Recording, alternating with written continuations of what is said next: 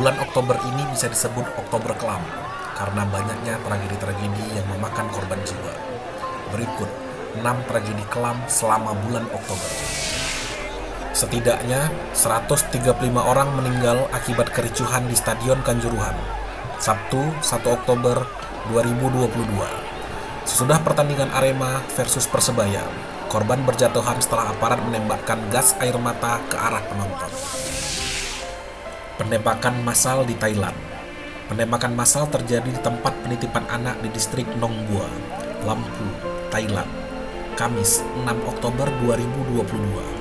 Sebanyak 37 orang tewas termasuk pelaku yang kemudian bunuh diri. Serangan udara konser di Myanmar. Setidaknya 80 orang tewas akibat serangan udara junta militer yang menjatuhkan 4 bom saat konser di kota Kachin. Tragedi Halloween di Itaewon.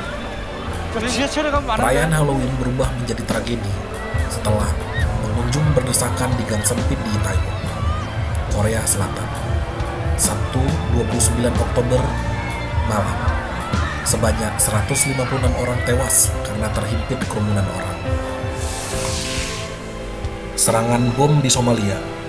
2 serangan bom terjadi di luar kantor Kementerian Pendidikan Mogadishu, Somalia pada 29 Oktober 2002. Tragedi ini menewaskan 120 orang dan 300 lain orang terluka.